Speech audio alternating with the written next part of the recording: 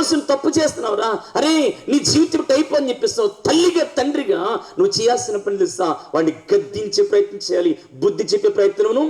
అది చేత కాకపోతే చేయాల్సి తెలుసా? దేవుని పాదాల దగ్గర కూర్చునేడు. దేవుడు తన లోపల ఉన్న ప్రతి దాన్ని కూడా తీసేయగలిగిన శక్తి కలిగిన వాడు నా ప్రభు అయినా. కానీ ఆ తల్లి తన కొడుకుకి ఎలా పెంచిందంట అంటే మూర్ఖాలే కదా. ఇప్పుడు ఆ దుర్మార్గుడు మంచి కార్యం తీసుకొస్తాడు ఇంటికి, మంచి పని చేసి తీసుకొస్తాడా? కాదు. ఈ రోజున ప్రియ సంఘమా ఇంకొక ఆమె ఉంటుంది బైబిల్లో, యెజబెలు. చెప్పండి ఆమె పేరు యెజబెలు. నిజంగా ఆ ఇంటి మొత్తానికి శాపగ్రస్తంగా మార్చేసుకుంది. ఆ ఇంటి మొత్తాన్ని నాశనం చేసేసుకుంది. ఆ ఇంటి మొత్తాన్ని పతనం చేసుకుంది. మరలా ఇంట్లో ఒక రాజు ఉంటాడన్న వ్యక్తిని కూడా లేకోకుండా చేసుకుంది. కారణం చెప్పమంటారా? యెజబెలు ఒక దుర్మార్గురాలు. కోపం వస్తుంది. ఈరోజు ప్రియ సంఘం, దేవుని తల్లులారా తండ్రులారా, మీతో మాట్లాడుతున్న మాట ఏంటంటే, ఈరోజు నీ వల్ల నీ ఇంటికి శాపం, నీ వల్ల నీ ఇంటికి ఒక నష్టం, నీ వల్ల నీ కుటుంబానికి ఒక దరిద్రత తీసుకొచ్చుకుని వ్యక్తిగా నువ్వు వండుకోకుండా ఒక మంచి తల్లిగా, ఒక జ్ఞానం గల తల్లిగా నీ ఇంటిని నీవు చక్కబెట్టుకొని కట్టుకుందువుగాక. ఆలోచించండి. ఈ అతల్య తన కొడుకును దుర్మార్గంగా పెంచింది. ఏమైనా ఉపయోగం ఉంటుందంటావా? లేదే. ఇంకో మాట జ్ఞాపకం చేయనా? దయచేసి ఇంకొక మాట జ్ఞాపకం చేస్తానంటే తెలుసా? ఈ రోజు ప్రియ సంగమా, మన ఇంటిని నాశనం చేసుకునే వ్యక్తులుగా మనమే ఉన్నామండి. ఒక గొప్ప తండ్రిని ఆరాధన చేస్తున్నాం. సమస్తము చేయగలిగిన శక్తి కలిగిన దేవుని ఆరాధన చేస్తున్నాం.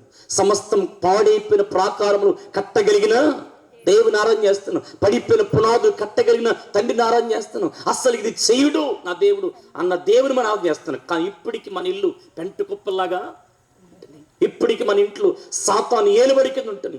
శాంతి సమాధానం ఎందుకు లేదంటే మన హృదయములు దేవునికి సంపూర్ణంగా అప్పగించాల. ఇంకా మన హృదయములు దేవునికి ఇష్టము కానీ ఉన్నాయి కాబట్టి ఆ భారముతో దేవుని దగ్గర మనము కన్నీటితో ప్రార్థించలేని వ్యక్తులుగా ఉంటున్నాం. హల్లెలూయా. నేను ముగింపులు రానా, ఇంకొక మాట మత్తయి సువార్త పరిశుద్ధ గ్రంథంలో, బుద్ధిమంతుడు తన ఇల్లు కట్టుకుంటాడు. ఎక్కడ? బండ మీద. బుద్ధిహీనుడు ఎక్కడ కట్టుకుంటాడంట? ఇసుక మీద. ఇప్పుడు ఇక్కడ జ్ఞానం కలిగిన స్త్రీ తన ఇల్లు కట్టుకుంటుంది, మూర్ఖ తన ఇల్లును పెరిగి వేసుకుంటుంది. సో బుద్ధిమంతుడు ఎక్కడ కట్టుకుంటాడు ఇల్లుని? ఆ బండి ఎవరు? క్రీస్తే. బుద్ధిహీనుడు ఎక్కడ కట్టుకుంటాడు? ఇసుక మీద. నువ్వు బుద్ధిహీనుడు కాకపోతే నీ వల్ల ఇంటి మొత్తం కూడా అడుక్కునే స్థితికి, నీవు తెచ్చే కష్టజీతం తాగేసేసి నీ లివర్ పాడైపోయి, నీ కిడ్నీ పాడైపోయి, నువ్వు ఒక దరిద్రుడిగా మారిపోయి నీ ఇంటి మొత్తం చేసుకుంటేనే నువ్వు బుద్ధిహీనుడివే కదా. ఈ మంచి మాటలకి ఎక్కవు. సినిమాకి వెళ్ళరంటే వెళ్తావు, సారా తాగమని తాగుతావు, చెడు పనులు ఏమని చేస్తావు. ఓ బుద్ధిమంతుడిగా, ఒక చక్కని కుటుంబానికి ఒక బుద్ధి కలిగిన తండ్రిగా, ఓ భర్తగా నువ్వెందుకు ఉండలేకపోతున్నావంటే నీలో ఉన్న బుద్ధిహీన పని చేయడానికి వెళ్తుంది. అందుకే ఈరోజు నువ్వు ఎక్కడ కట్టుకోలేకపోతున్నావు. నేను కట్టుకున్న ఇల్లు మంచి ఇల్లు. ఏ ఇల్లు కట్టావు? డాబా మీద డాబా కట్టి. ఇల్లు కాదని నాయన బాబు. హల్లెలూయా. నేను ఇల్లు చెప్పట్లా, నీ ఇంటిని నాశనం చేసుకుంటున్న వ్యక్తిగా నేను మాట చెప్తాను. కొర్నేలు. చెప్పండి, ఎవరైనా పేరు? అపోస్తుల కార్యం 10 తన ఇంటిని ఏం చేసుకున్నాడు? చెప్పండి, ఏం చేసుకున్నాడు? తన ఇంటి కొరకు ప్రతిరోజు కన్నీళ్లు తెంగేసేవాడు, ప్రార్థన చేసేవాడు. ప్రతిరోజు ఒక 3 గంటల సేపు ఏం చేసేవాడు? ప్రార్థన చేసేవాడు.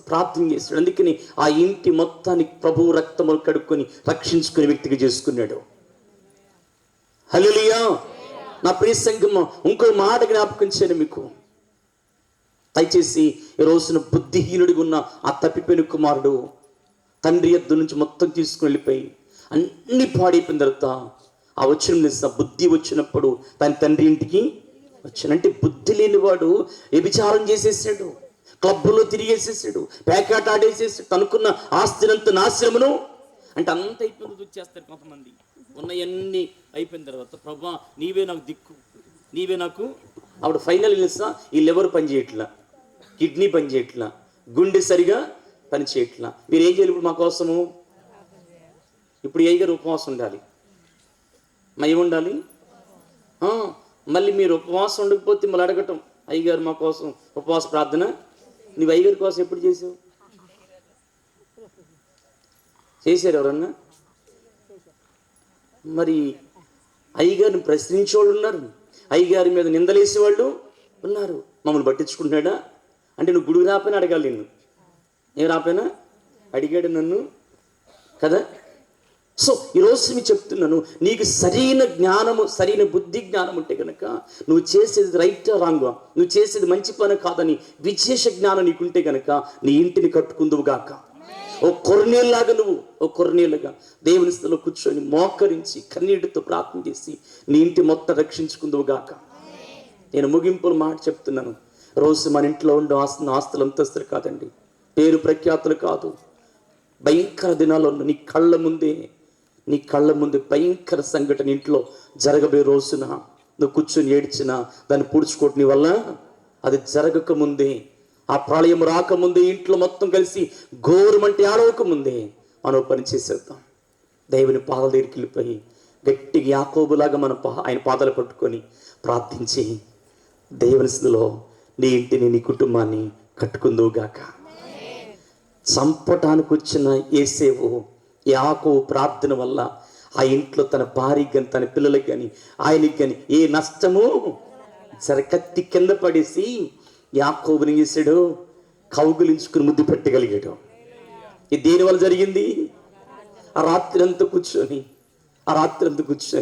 దేవుని పాదాలు పట్టుకొని తెల్లవారిపోతుంది యాకోబు, విడిచిపెట్టనయ్యా, విడిచిపెట్టే వ్యక్తిని కాదయ్యా. నేను నువ్వు వెళ్ళిపోతే నా కుటుంబం ఏమైపోతుంది, నా పిల్లలు ఏమైపోతారు, నా జీవితం ఏమైపోతుంది అని చెప్పేసి ఆ రాత్రి అంతా ప్రార్థించి తన ఇంటిని, తన కుటుంబాన్ని కాపాడుకుని ఇశ్రాయేలుగా మార్చబడ్డాడు.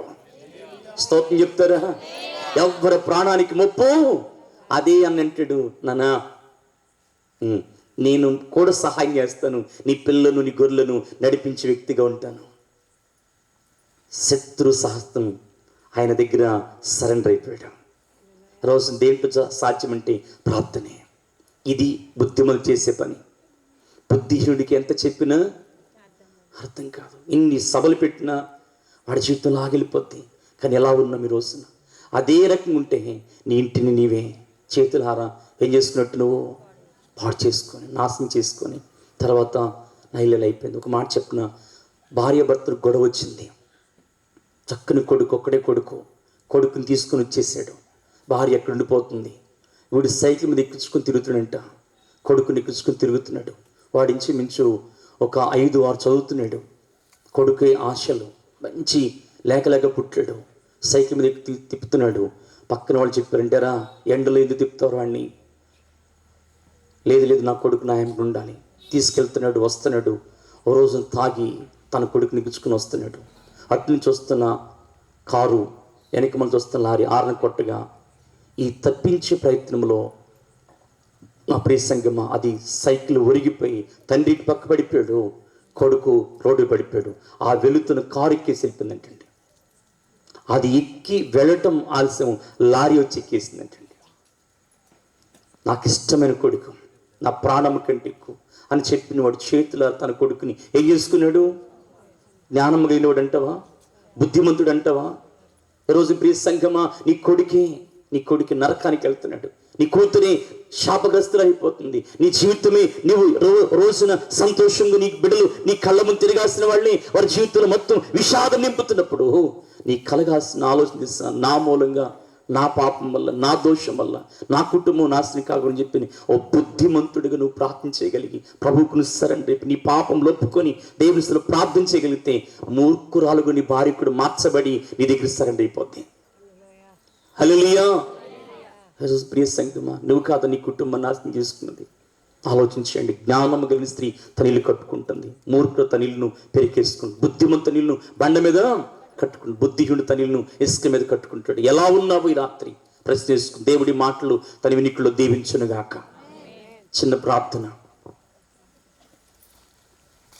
సర్వోన్నతుడా, సర్వాధికారి, సర్వ సృష్టి కారణభూతుడు నీ పాదములు కొందనాలు. మీకే కృతజ్ఞత ఆస్తులు చెల్లిస్తూ ఉన్నాం. నా ప్రభువా, నా దేవా, మేము చేసేది మంచిదే, మేము తాగటం మంచిది, తిరగటం మంచిది, ఎవడు మాకు చెప్పేది ఏమీ లేదు. అని చెప్పి ఈరోజు ఎంతమంది తమ జీవితాలను, తన కుటుంబాలను నాశనం చేసుకుంటూ, తన బిడ్డలను